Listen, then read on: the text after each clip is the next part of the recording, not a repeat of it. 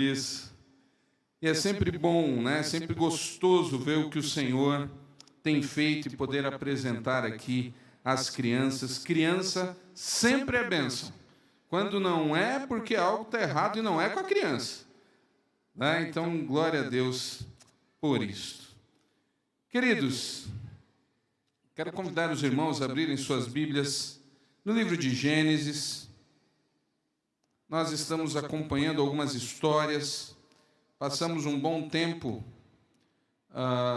acompanhando o livro de Atos e agora estamos vendo alguns personagens no decorrer da história. Personagens que às vezes até passam desapercebidos ou que nós acabamos observando apenas uma única situação e deixamos de aprender coisas que o Senhor ensina não só com uma situação específica, mas com toda a vida deste personagem. Inclusive, aproveitando o momento família, nós vamos ver uma história em família. Gênesis 25. Gênesis capítulo 25, a partir do versículo 21. Hoje nós vamos ver um pouco mais sobre Esaú, o irmão gêmeo de Jacó. Nós concentramos muito mais na história de Jacó do que na história de Esaú e acabamos perdendo algumas lições muito preciosas que acontecem nesta família. Então, Gênesis capítulo 25,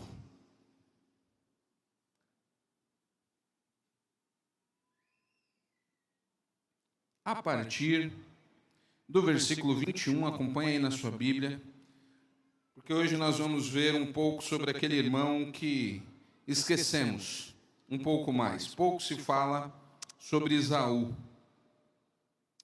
Diz assim a palavra do Senhor.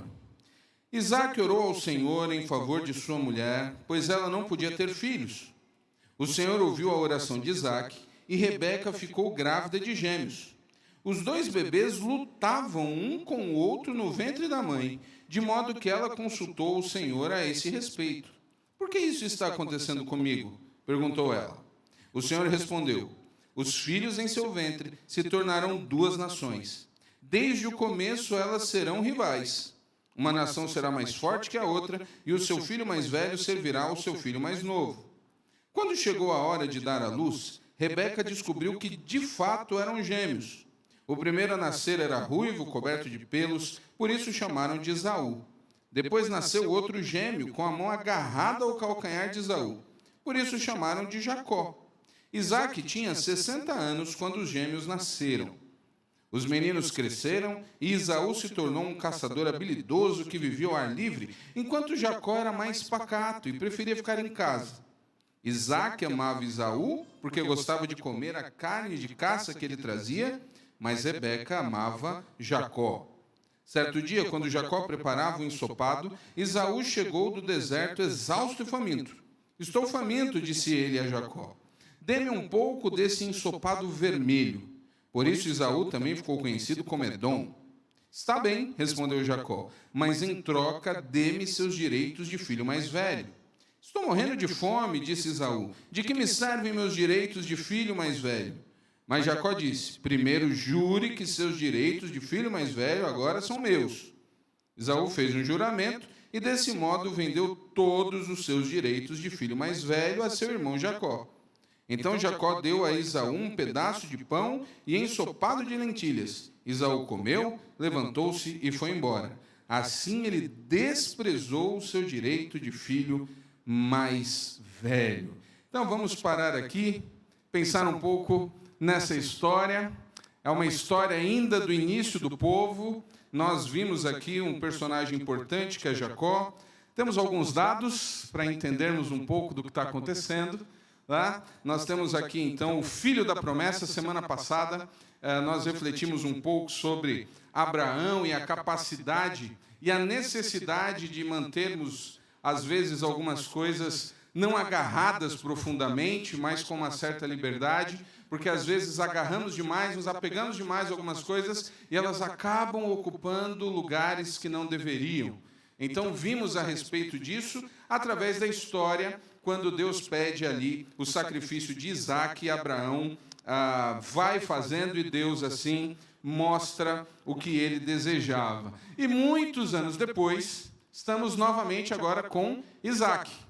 Um pouquinho antes no texto, nós vamos descobrir que Isaac se casa na idade de 40 anos. Essa é a idade que ele, então, vai se casar com sua esposa. E aí, aqueles que estão preocupados, está abaixo de 40, fique tranquilo, porque 40 anos é um nome bíblico, aí é um número. Então, tem um pessoal que fica preocupado, não casei ainda, estou com 22, 23, 24.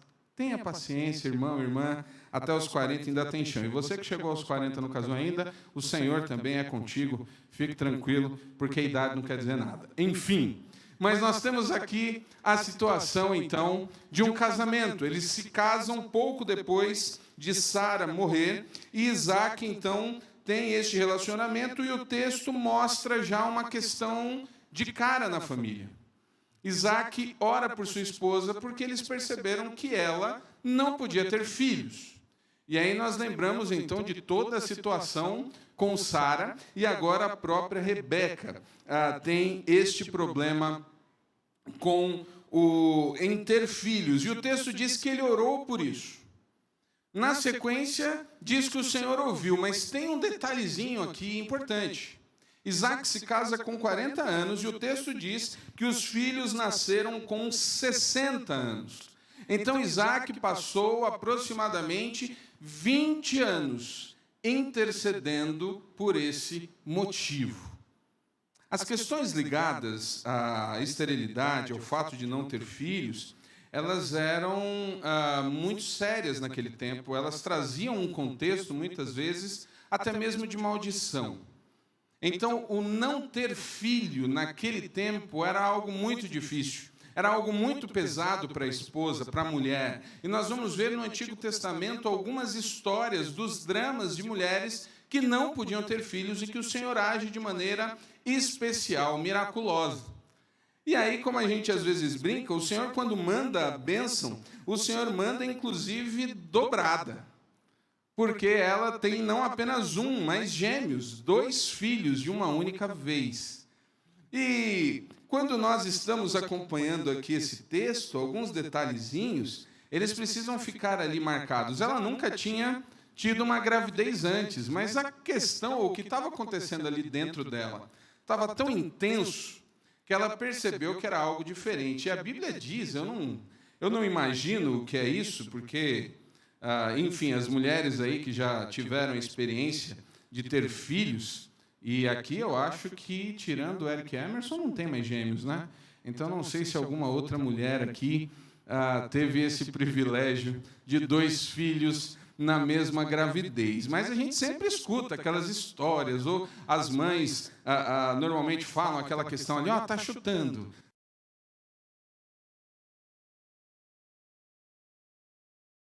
Com Sara, e agora a própria Rebeca tem esse problema. Será que não é 2? Está tudo certo. Aí o médico chegou um dia e falou assim, fique tranquilo, pai, só tem uma criança aí. Falei, doutor, é o seguinte, eu vou confiar, mas olha lá, hein? Esse negócio é sério, não brinca comigo. E a Nívia, às vezes, ficava ali, põe a mão aqui, aquela questão do chute. É normal a movimentação. Só que algo estava fora do normal, porque a Rebeca foi orar ao Senhor. Ela ficou ali preocupada, né? O versículo diz, o versículo 21 diz assim, Isaac orou ao Senhor em favor de sua mulher, pois ela não podia ter filhos. O Senhor ouviu a oração de Isaac, e Rebeca ficou grávida de gêmeos. Os 2 bebês lutavam, um com o outro, no ventre da mãe. O negócio aqui era sério. Nós sabemos que alguns irmãos gostam de ter momentos assim de interação maior, brigando uns com os outros, mas assim, no ventre, nessa hora, alguns pais e mães, alguns irmãos se olharam. Eu vi daqui. Né? Às vezes, irmãos têm esses momentos de interação, aí onde um elogia muito o outro, acaba puxando um cabelo, de maneira carinhosa, claro, às vezes algumas coisas um pouco mais fortes, mas o texto diz aqui que eles brigavam no ventre, e a mãe ficou preocupada. E a resposta que o anjo, que o Senhor dá a Rebeca, ela é muito importante. Ela está sendo dada ainda antes das crianças nascerem, e ela diz que existem 2 nações, que aquelas crianças representam 2 nações, e isso é muito sério quando a gente pensa num contexto de que Deus havia prometido para Abraão que ele seria pai de uma grande nação, e ele só viu Isaque. Aí nós temos uma situação onde Isaque, a sua esposa, só conseguiu ter 2 filhos.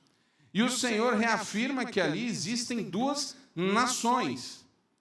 É uma questão aqui onde Deus continua afirmando que a descendência será uma descendência numérica, grande, mesmo com dificuldades em que eles estavam enfrentando. E aí falam de 2 nações e um detalhe: elas serão rivais. Não serão nações que estarão andando juntas. E aí, na sequência ela já diz: o mais velho será submisso ao mais novo. Essa palavra é dada antes das crianças nascerem.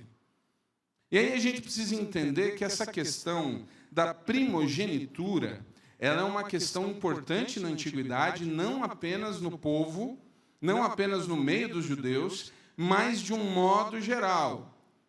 Aqueles que eram os primogênitos tinham direitos especiais com relação à herança, à administração, a deveres e também a benefícios. Então, ser o mais velho, falando aqui na questão do homem, porque sim, é uma época, é uma questão onde era uma sociedade patriarcal, então existiam essas questões ligadas aos homens. Ser o primogênito envolvia todo um destino. É curioso como a Bíblia, como Deus vai subvertendo isso na caminhada do povo. Mas a gente vê, nós vamos ver isso em outros capítulos. Mas esse detalhe é importante. E aí tem algo curioso, porque os meninos são gêmeos. Tecnicamente, quando se fala de gêmeos, não se tem um mais velho, mas isso era tão sério que era levado em conta, então, o que nascia primeiro, mesmo ali no dia, mesma idade, tudo igual. A Bíblia informa, então, que Esaú sai primeiro, o ruivo, e aí a gente começa a ver o desenrolar da vida desse personagem. E às vezes a gente tem sensação, não necessariamente na nossa vida, mas olhando alguns outros exemplos, ou até mesmo nós, que parece que a gente nasceu, às vezes a gente usa a expressão, alguns falam, fulano ou determinada situação ali nasceu virado para a lua, né? Tudo dá certo para determinada pessoa. E assim como tudo dá certo para determinada pessoa, às vezes a gente tem a sensação que tudo dá errado para outro. Já viu? Já sentiu isso? Já achou também que você teve uma fase assim que tudo dava errado? Não é possível.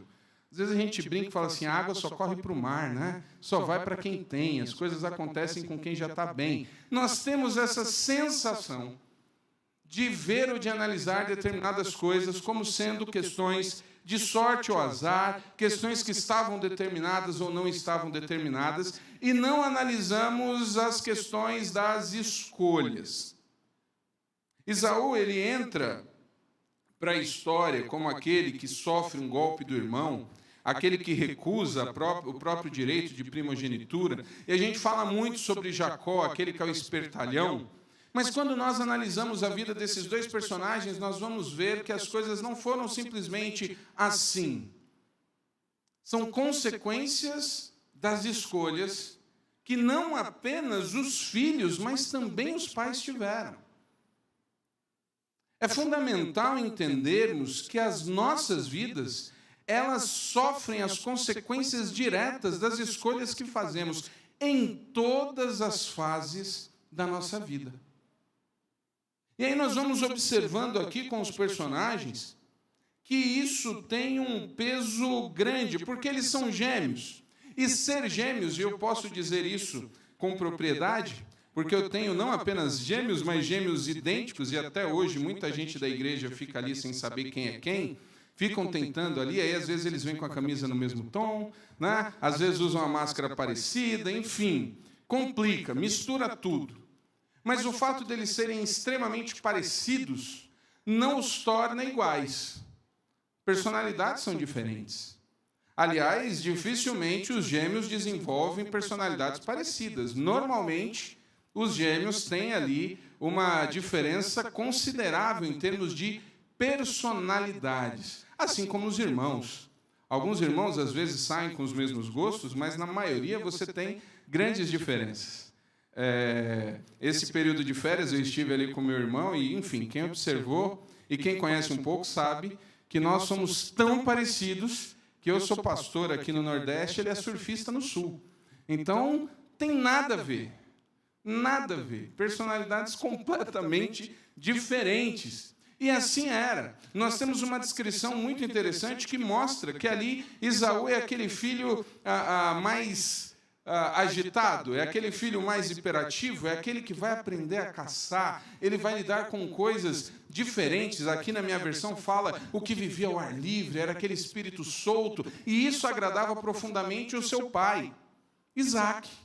Esaú era o homem da caça, e o texto diz ainda algumas razões. O pai gostava disso e gostava do que ele fazia, do resultado daquilo. E quando fala de Jacó, fala de um rapaz completamente diferente. Jacó era uma pessoa mais caseira, vivia mais ao pé ali, mais ao lado da sua mãe, em tendas. Isso não está mostrando e nem dizendo que um é melhor que o outro, mas são personalidades, são estilos. E essas personalidades, esses estilos vão fazer tanto que os pais tomem algumas decisões como eles mesmos. O texto aqui na narrativa mostra um dia, nós temos alguns saltos aqui temporais, fala do início, de repente os homens já são adultos, e ali mostra um pouco do que eles estão fazendo, e esses detalhes são importantes para entendermos o que está acontecendo e o que vai acontecer. Esaú era um homem da caça, a gente não sabe quanto tempo ele estava ali caçando algo, mas o fato é que ele chega com fome. E essa história aqui já mostra uma característica de Esaú. Esaú era um homem impulsivo. Esaú volta morrendo de fome e Jacó de maneira inteligente, enquanto um era profundamente impulsivo, o outro era estrategista. Jacó havia entendido e sabia que o fato de Esaú ser o primogênito iria conferir a ele coisas especiais. E aí, talvez, e não desculpando, mas enfim, eles eram gêmeos, eles tinham a mesma idade. Enquanto Esaú talvez não ligasse tanto para isso, Jacó imaginasse ali ou ficasse naquela coisa, puxa, que azar, por que eu não coloquei o braço primeiro? Por que é que foi o meu irmão? E o fato é que Esaú chega numa situação faminto e Jacó faz uma proposta. Não tem engano aqui, gente. Jacó vai ter questões ali de golpe mais à frente, mas aqui, nesse momento, não tem nada criminoso. Jacó faz uma proposta. Os dois têm a mesma idade. E ele propõe, eu te dou uma comida se você me der o direito de ser o primogênito. Está tendo a negociação aqui. E aí é o grande problema. O que é que Esaú faz? Ele abre mão. Esaú não foi enganado aqui. Ele abriu mão, ele cedeu. Algo que lhe era de direito, algo que era valioso. Não foi aqui uma determinação, ou Esaú não era uma pessoa presa em cordas, em que foi obrigado, porque Deus havia determinado aquilo ali naquele momento. Ele cedeu a primogenitura. Isso é tão sério que em Hebreus nós vamos ver uma declaração muito forte. Hebreus 12, versículos 16 e 17, vai dizer o seguinte, é uma recomendação. Se você puder abrir e quiser, Hebreus capítulo 12, versículos 16 e 17 dizem o seguinte: vigiem para que ninguém seja imoral ou profano, como Esaú, que trocou seus direitos como filho mais velho por uma simples refeição. Como vocês sabem, mais tarde, quando ele quis a bênção do pai, foi rejeitado. Era tarde para que houvesse arrependimento, embora ele tivesse implorado com lágrimas. O autor de Hebreus, e ele, óbvio, como a carta diz, é uma carta voltada para o povo, ele vem observando a história. Hebreus 11 é a lista dos heróis da fé. Ele vem trazendo aspectos da história do povo, pessoas que serviram a Deus pela fé, que fizeram coisas incríveis. No capítulo 12, ele está dando conselhos, mostrando coisas que as pessoas não fizeram corretamente. E aqui ele cita Esaú. E ele usa palavras muito fortes. Ele diz aqui que Esaú foi imoral e profano, porque ele trocou os seus direitos como filho. Ele abriu mão de algo importantíssimo na própria vida para satisfazer uma vontade temporária. A impulsividade, ela gera grandes problemas se for extremamente mal gerenciada. Muitas coisas, muitas dores de cabeça acompanham pessoas que são impulsivas, que agem sem pensar. Principalmente aquelas que agem, fazem o estrago e depois não reconhecem. Então Esaú tinha um problema sério, ele era impulsivo. E na hora em que lhe foi apresentada uma situação, em vez de valorizar aquilo que era dele, lembrando, ele também sabia cozinhar, porque o pai gostava do que ele fazia. O texto diz isso, que além dele ser caçador, o seu pai gostava de comer o prato que ele fazia ali da caça. Então aqui nós já temos algumas características e a gente já começa a perceber como os personagens vão dividindo suas vidas. No capítulo seguinte, não vou ler muitos versículos, mas no capítulo 26, versículos 34 e 35, nós vamos ter uma outra informação importante para o desenrolar da história. Os versículos 34 e 35 vão mostrar o seguinte: quando Esaú tinha 40 anos, casou-se com 2 mulheres hititas, Judite, filha de Beeri, e Basemate, filha de Elon. Olha a informação do versículo 35. Essas 2 mulheres causaram grande desgosto a Isaque e Rebeca. Esaú casou com a mesma idade que o seu pai, 40 anos. Aqui não é nenhuma profecia, tá bom?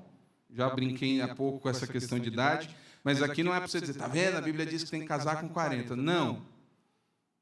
Mas é a mesma idade, o casamento de Esaú com o casamento de Isaque, mas nós percebemos algo extremamente diferente. Se nós voltarmos no tempo, quando Abraão, preocupado porque sua esposa acabara de falecer, e ele entendendo que já era a idade do seu filho ter uma companheira, o que é que Abraão faz? Abraão chama o seu servo, Abraão participa do processo da escolha, inclusive deixando bem claro, eu não quero mulheres desta região. Ainda não tem o povo, ainda não tem a lei, mas nós já vemos a preocupação de Abraão a respeito das misturas. Quando Deus chama Abraão, ele diz, sai da tua terra, da tua parentela, para uma terra que eu te mostrarei, e ele começa a desenhar um relacionamento com Abraão. E Abraão, ele participa, e aí nós vemos então como a esposa de Isaque surge na história, e como a escolha foi acertada, inclusive embaixo de oração, tanto de Abraão quanto de Eliezer. A escolha, a maneira como Rebeca surge na vida de Isaque é muito bonita. Lembrando sempre, estamos falando de um costume do Antigo Testamento, lá do início, tá bom? Não vai aqui dizer, tá vendo? O pastor disse que é o pai que tem que ali escolher a esposa do filho. Não. Calma. Mas preste atenção. Escolhas que trazem ali uma antipatia direta, em que o pai e a mãe já não gostam de cara, devem ser observadas pelos filhos e filhas. Nada é à toa. As coisas precisam ser analisadas. Mas o fato é que, enquanto Abraão participa ativamente do processo, o que a gente percebe aqui é que Isaque está completamente fora. Primeiro que Esaú, e isso pode ser pela sua impulsividade, logo de cara me aparece com 2 esposas. Abraão teve uma única esposa, era Sara, mas o problema, e o próprio Isaac sabia das dificuldades familiares que aconteceram nessa questão com mais de uma mulher. A coisa não foi fácil. E ele aparece com duas mulheres daquela região. E o versículo 26, ele é curto e direto. As esposas de Esaú trouxeram profunda amargura, ou como diz aqui na minha versão, grande desgosto. Dá para perceber aqui que as coisas naquela família não iam muito bem. Que existia um certo distanciamento. Uma negligência dos pais, em especial vou falar aqui do pai, em se envolver em algo tão importante quanto o casamento do filho. De novo, nos tempos de hoje, essa questão do pai escolher um relacionamento para o filho e para a filha, isso está completamente descartado. Mas a obrigação de se envolver ensinando filhos e filhas a terem um padrão, a aprender, inclusive, para onde olhar, ao notar e ver as tendências do filho e da filha, talvez equivocadas, em se conversar. A própria Bíblia nos apresenta parâmetros de homens e mulheres. Eu não sou do tipo que acredito naquela história de que existe uma pessoa ali para você que Deus separou e fulana de tal, é essa que Deus desenhou lá na eternidade. Não, não sou tão romântico nesse aspecto. Eu entendo que existem pessoas com as características para que um casamento seja bem sucedido e que você pode se apaixonar por uma destas pessoas e assim desenvolver uma relação correta. Às vezes a gente fica ali e faz o contrário, né? A gente escolhe e depois pede para Deus abençoar. Está aqui, Pai, minha vida, meu relacionamento estão em suas mãos. Faça a tua vontade na minha vida e de fulano. A gente já escolhe. Depois que escolhe é que a gente pede para Deus abençoar. A gente inverte o processo. E aqui nós vemos então que a coisa foi complicada para Esaú. E a sequência do texto, depois dessa informação do casamento e do drama e dessa situação ali com as esposas de Esaú, é uma das histórias mais tristes que a gente tem na Bíblia. É a história que mostra, podemos dizer assim, o golpe. Essa é uma história conhecida, a gente não vai ler a narrativa toda por causa de tempo, mas vocês conhecem a história. Isaac entende que é hora de abençoar o filho. A Bíblia não diz, nós não sabemos se os pais souberam da negociação entre os irmãos. A gente não sabe se aquela venda ali foi de conhecimento do pai e da mãe. Talvez não. E provavelmente Esaú não levou muito a sério. Porque se ele tivesse levado a sério, na hora que o pai chamou Isaac, vem cá, vai ali, traz uma caça, capricha, porque eu preciso trazer a tua bênção, é hora de te abençoar. Se Esaú tivesse levado a sério o negócio feito com seu irmão, ele diria, pai, seguinte, quem tem o direito agora é Jacó. Mas isso não acontece. E às vezes, em relação de irmãos, as coisas não são levadas a sério. As coisas acabam sendo tratadas ali meio que imagina, que é isso, não vai me cobrar isso, né? Pega o dinheiro ali, não, meu irmão, tá tranquilo. Acontece. Mas o fato é que, quando Isaac pede, Esaú não fala nada e vai fazer o que o pai pede. E aí é que a coisa começa a ficar terrível. Porque Rebeca escuta. Inclusive, o texto já diz que Isaac não enxergava, né? As suas vistas já estavam escurecidas. E quando ela escuta, é que a coisa fica pior, porque ela é quem traça o plano. Ela chama Jacó, e aí a gente volta para aquele detalhe lá do início. A Bíblia lá, o texto não falou que os pais escolheram filhos. Isaac amava mais Esaú do que a Jacó, porque Esaú lhe era muito útil. Ao mesmo tempo que Rebeca amava mais Jacó do que Esaú. Normalmente, numa casa que tem mais de um filho, aquela história de que um prefere o outro sempre existe entre os irmãos. Os irmãos sempre vão achar que os pais gostam mais do outro do que dele. É impressionante. Então, sempre tem aquela história, né? Não, porque o pai gosta mais dela, é a mãe que gosta. Se tem 3, então, aí é que o negócio é complicado. Lá em casa era uma beleza. Né? A única coisa que a gente tinha convicção é que, de fato, o pai puxava mais o saco da nossa irmã caçulinha, menina, e era aquela coisa da menininha do papai mesmo. Ali nem o pai negava, tinha um chamego diferente. Né? Ela era mais nova, era 6 anos de diferença para a gente. E o pai tinha aquela coisa, o pai sempre quis ter uma menina, e ali a Soraya aproveitou alguns benefícios da idade de ser a menininha do papai.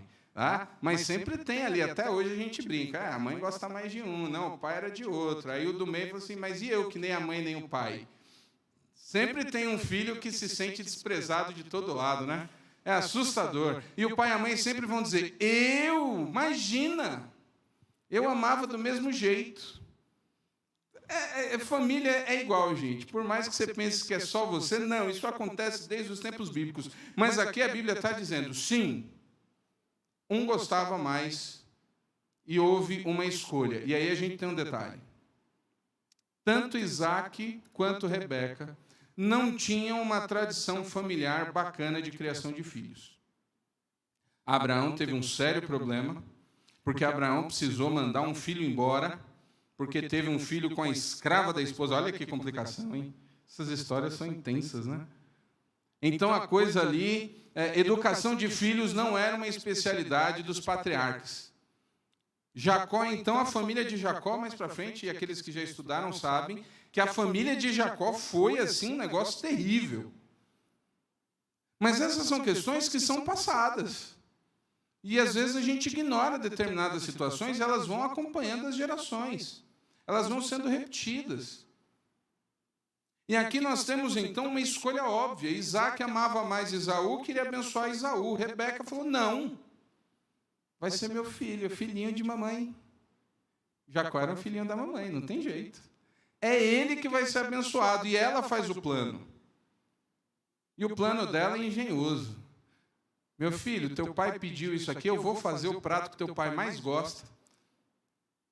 Vai atrás ali, pega, e a Bíblia diz que Esaú era peludo, e quando você lê na sequência e vê que realmente ele pega ali uma espécie de um couro ali que tem pelo de ovelha, olha só, o homem devia ser peludo mesmo, né?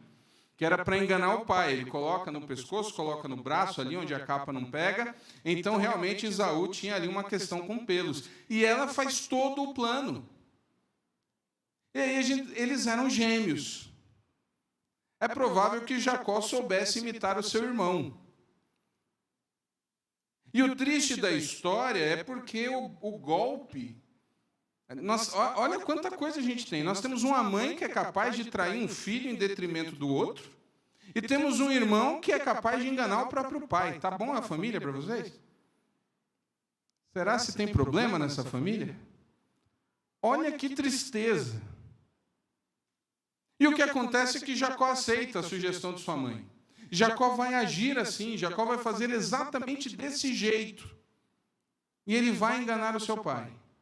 E essa questão da bênção era tão séria que Isaac abençoou o seu filho. E mesmo descobrindo depois, quando Esaú volta, que foi enganado, ele diz que não podia retirar a bênção.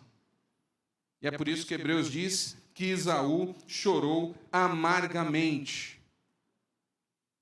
Mas a gente precisa lembrar que Esaú já havia perdido a bênção muito antes. Analisando essa história, a gente pode tentar fazer um exercício aqui do famoso IC.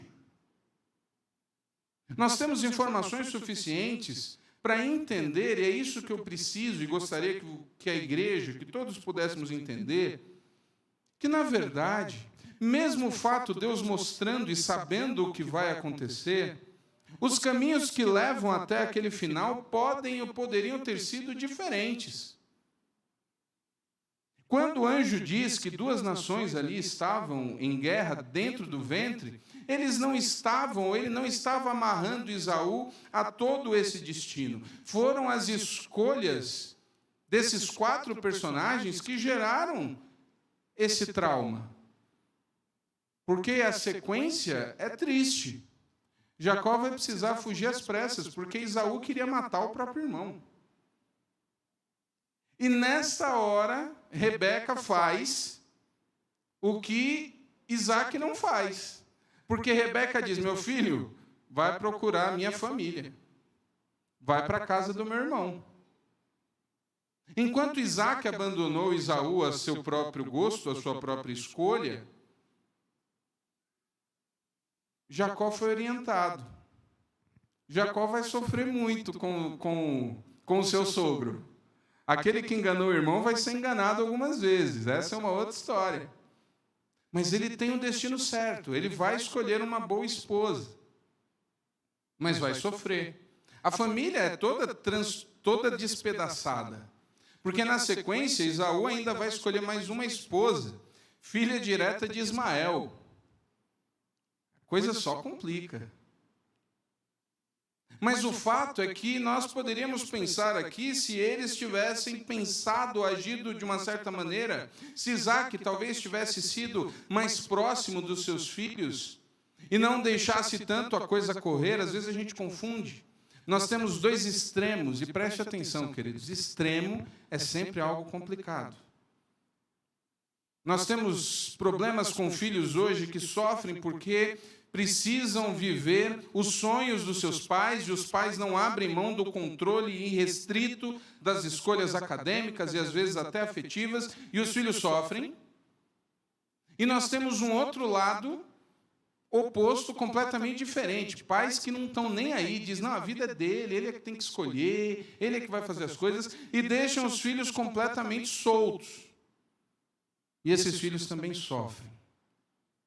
É provável, inclusive, que tanto Esaú quanto Jacó passassem a sua vida tentando conquistar o amor e o respeito do outro que não tinha. A possibilidade de Jacó ter ali uma certa tristeza ao perceber a admiração do seu pai apenas pelo seu irmão, é enorme. A possibilidade de Esaú ser frustrado porque percebeu que sua mãe não tinha o mesmo carinho por ele que o seu irmão, também é grande. Família é algo muito mais profundo do que às vezes nós imaginamos. As escolhas como pais, a maneira como lidamos com os nossos próprios filhos, elas ecoam em todo o restante de vida deles e às vezes voltam para nós mesmos. Quantos pais não são abandonados pelos filhos?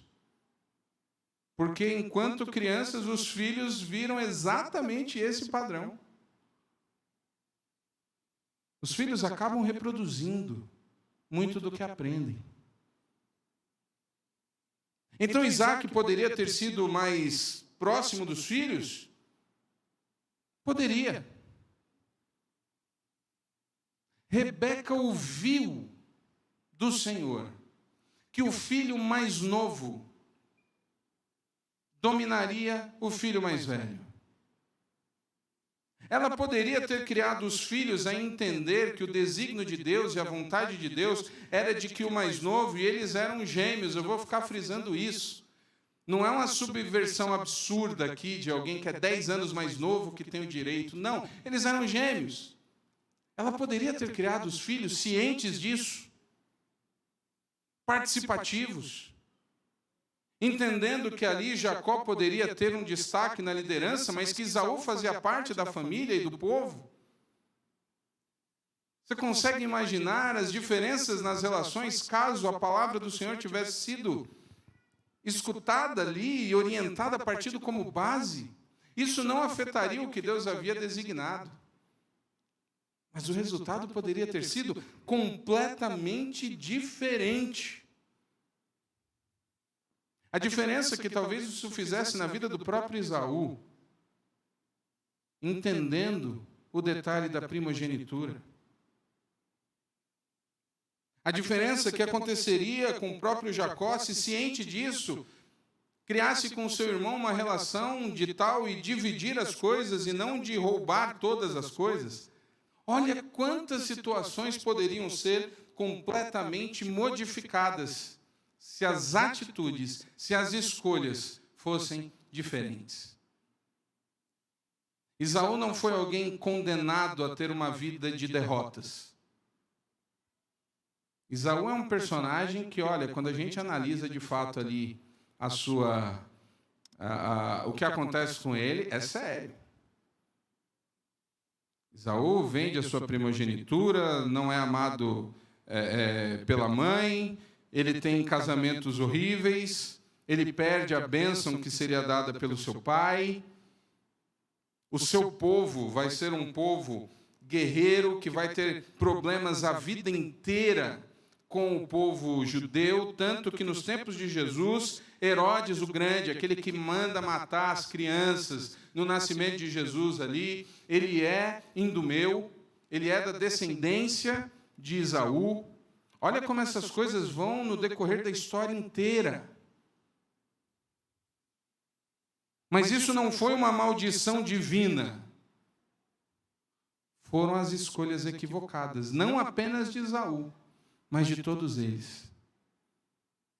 Precisamos entender que as nossas escolhas, elas são fruto das nossas vontades. E nessas horas o que vai contar é a submissão ou não a Deus do nosso coração. Cada um desses personagens nos mostram lições preciosas. Esaú nos ensina algo profundo. Esaú abre mão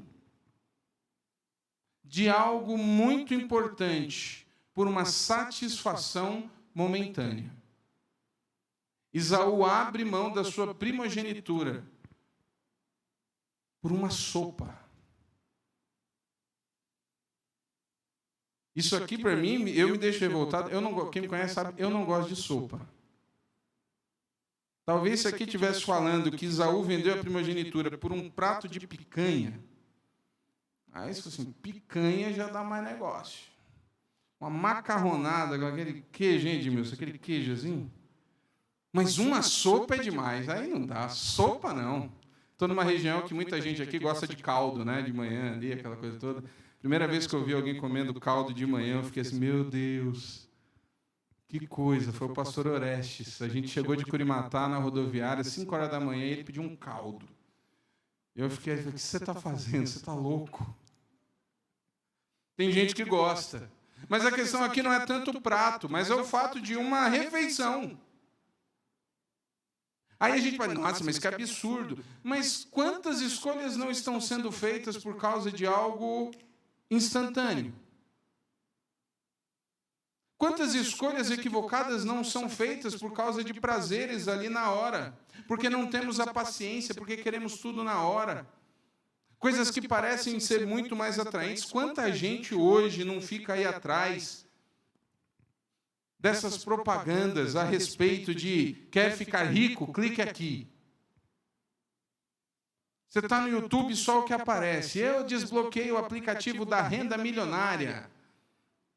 Clique aqui e descubra como ganhar dinheiro com 3 cliques. E sabe o que é estarrecedor nisso? É que as pessoas clicam. Sabe o que é triste? É que as pessoas oferecem cursos na internet de 2, 3, 4 mil reais e as pessoas pagam. Porque querem ganhar dinheiro fácil. Quantas pessoas não entram no crime, muitas vezes, porque vem ali uma saída rápida. Não vou entrar nas questões agora sociais. Mas muitas pessoas querem dinheiro fácil. E abrem mão de princípios. Abrem mão de valores por coisas que vão trazer um benefício instantâneo. E assim nas relações afetivas também. Avaliam tudo o que não é necessário e esquecem do primordial. Nessa época que nós vivemos, onde a questão estética é fundamental, ninguém está levando em conta algo muito sério, que é o que está dentro da casca. E aí, quando vê e quando descobre o que tem dentro da bela embalagem, já foi. Já está comprometido, já está enrolado. E as consequências surgem. Não tome decisões no desespero. Esaú era impulsivo. Esaú fazia as coisas de imediato. A pior coisa que a gente tem é tomar uma decisão com a cabeça cheia, com medo, no desespero. Tomamos decisões equivocadas. É por isso que Jesus tanto diz: vinde a mim todos que estáis cansados, sobrecarregados, eu vos aliviarei. É por isso que nós temos no Novo Testamento os textos que falam: não andem ansiosos, acalmem o coração. Porque o coração ansioso, o coração apavorado, ele toma decisões erradas. Eu brinquei aqui com a questão da faixa etária de casamento, mas tem muita gente que se desespera achando que vai ficar sozinho e aí acaba escolhendo qualquer um, ou qualquer uma, para não ficar sozinho. Olha o preço. E tem muita gente que abre mão de estar com Deus por...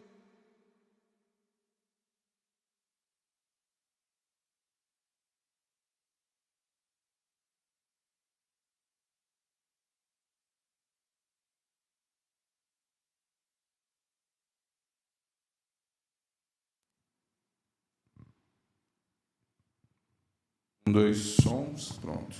O microfone não gostou que eu falei de relacionamento. Estranho. Vamos orar pelos microfones depois. Decisões impulsivas nos afastam de Deus. Preste bem atenção nas decisões que você está tomando. Isaac e Rebeca, atenção agora, pais, mães. A história de Isaac e Rebeca nos mostra: ter um filho favorito é fatal para a família. Não cometa esse erro. É claro que existem questões de afinidades e nós desenvolvemos, principalmente quando as personalidades, lá em casa, as personalidades do meu pai e da minha mãe são muito diferentes. Meu pai era um homem muito brincalhão e, ao mesmo tempo, era aquele de estar sempre empurrando para frente. Minha mãe era a pessoa da conversa, a pessoa da conversa mais racional, dos conselhos, da palavra. Situações completamente diferentes. As coisas ligadas à igreja, início de ministério, eu compartilhava muito mais com a minha mãe do que com meu pai. E não tem problema nisso. Mas quando nós escolhemos e não temos o discernimento e ainda mostramos, nós estamos criando feridas emocionais nos nossos filhos que só pela graça do Senhor serão apagadas. Todos aqui, do mais novo ao mais velho, e aqueles com mais idade sabem muito bem os traumas que carregam de suas relações familiares. A Bíblia nos mostra isso. Não é sábio, não é prudente. Clame ao Senhor misericórdia, discernimento e sabedoria. Trate os seus filhos de maneira igualitária, por mais trabalho que um ou outro possa dar. É fundamental isso. E Jacó, o que é que a gente aprende com Jacó? Jacó já tinha a bênção garantida. A Bíblia fala, e o anjo já havia dito, que Jacó seria aquele que dominaria sobre o filho mais velho. A Bíblia já tinha dito, ele tinha essa bênção. Mas talvez no desespero de ganhar a aceitação do seu próprio pai, ele tenta conquistar a bênção que já seria dele à força. Não há necessidade de tentar ajudar Deus a fazer nada. Muitos problemas acontecem quando nós queremos dar uma mãozinha para Deus. Na própria família dele. Sara não teve a paciência de ver Deus agir e resolveu ajudar Deus. O resultado foi Ismael, O resultado foi uma divisão que acontece até hoje. A mãe de Jacó ouviu a profecia, não confiou que Deus estaria agindo e fez o filho lutar pela bênção que já era dele. Essa questão de bênção é tão séria na vida de Jacó. Essa necessidade dele de se sentir abençoado e aceito, ela é tão séria, que mesmo fazendo tudo isso e tendo sido abençoado pelo seu pai, muitos anos depois, ele vai lutar com o próprio Deus, com o anjo, né? E o que é que ele diz para o anjo? Eu não te solto enquanto não me abençoares. Quem gosta daqueles cânticos de fogo já lembrou. Jacó segurou o anjo e não deixou subir. Isso era sério no coração dele. Ele carregava ali uma tristeza, ou ele não acreditava nisso. E tem muita gente que vive abençoado e não acredita que não confia que Deus realmente está tomando conta da sua vida, que fica querendo provas sobrenaturais da ação de Deus ali, e fica buscando sinal espiritual e uma palavra diferente, porque não consegue acreditar que Deus está guiando a sua vida. Jacó tinha isso. Era um problema emocional. Não precisa ficar tentando ajudar a Deus. Escute a palavra. Entenda a palavra. E acredite que o Senhor está contigo. Essa família extremamente disfuncional nos ensina muito. Eu não sei quais desses aspectos você tenha se identificado. Eu não sei se o coração impulsivo, que ao invés de se acalmar, fica tomando decisões, fica fazendo escolhas equivocadas.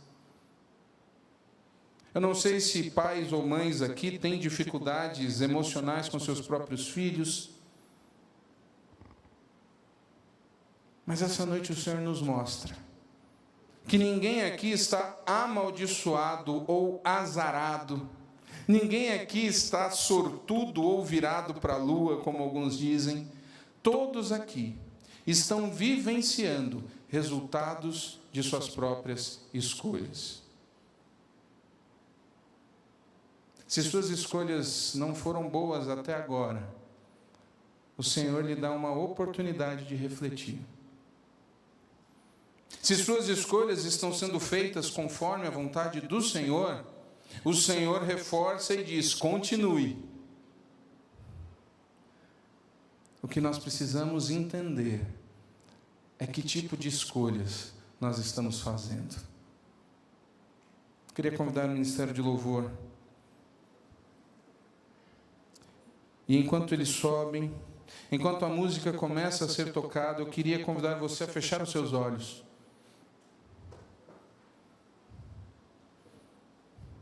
Eu queria que você refletisse a respeito disso. As escolhas que você tem feito diariamente, todo dia nós fazemos escolhas.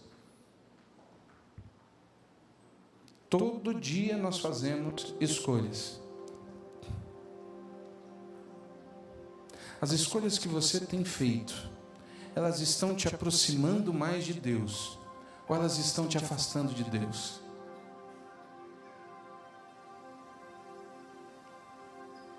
Todo dia você tem a oportunidade de escolher entre perdoar algo a alguém, entre esquecer algo, ou renovar a mágoa, a tristeza, a decepção. E essas escolhas te aproximam ou te afastam mais de Deus.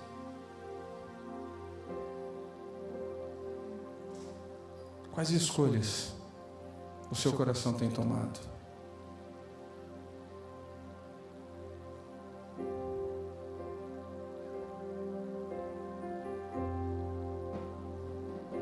O Senhor te trouxe aqui para te dar uma nova oportunidade.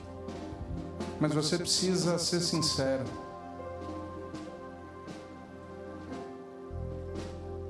Se você sabe que o seu coração não tem feito boas escolhas, e a Bíblia diz que o nosso coração é enganoso, significa que você precisa abrir mão dessas escolhas. Deixe o Senhor decidir por você, através da palavra.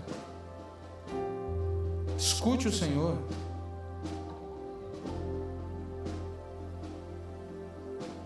Vamos orar. Santo Deus, nós estamos diante do Senhor agora, Pai. Te louvamos pelo Teu infinito amor. Te louvamos porque o Senhor nos ama de tal maneira que nos dá oportunidades como a de hoje, de refletirmos, de entendermos que, na verdade, as consequências das nossas decisões é quem tem nos causado as situações em que estamos hoje. E essa noite o Senhor nos reúne aqui para nos lembrar isso e dizer que ainda existe esperança, que ainda existe oportunidade, que ainda podemos mudar situações que talvez pareçam imutáveis através de escolhas oriundas da Tua vontade. Eu não sei o que cada um está orando agora, mas sei que o Teu Santo Espírito está trabalhando. Trabalha nos corações dos Teus filhos. Mostra, Pai, se estamos diante de escolhas equivocadas, se estamos tomando decisões erradas. Mostra. Fala no nosso coração agora. Dá discernimento, Pai, para entendermos realmente a Tua vontade. Ajuda-nos a ver o erro e a mudarmos a nossa rota. Se o Senhor está nos dando essa oportunidade hoje, é porque o Senhor deseja mudar rotas, o Senhor deseja mudar vidas, o Senhor deseja mudar caminhos. Derrama da Tua sensibilidade no coração da Tua igreja e ajuda-nos a fazer exatamente o que o Senhor quer. Assim nós oramos, no nome precioso de Jesus. Amém. Amém. Quero te convidar a se colocar de pé. Nós vamos cantar que amor é esse. Nós vamos declarar o amor do Senhor. E enquanto declaramos desse amor, você que entendeu que é noite de reconciliação, ou você que entendeu que precisa fazer uma escolha e deseja de fato servir e seguir o Senhor, você pode vir aqui à frente, nós vamos orar por você. Você que também trouxe sua oferta, seu dízimo, e quiser trazê-lo aqui à frente agora, você terá essa oportunidade. Mas lembre-se, é o Senhor quem tem nos dado as oportunidades. Vamos louvar ao Senhor.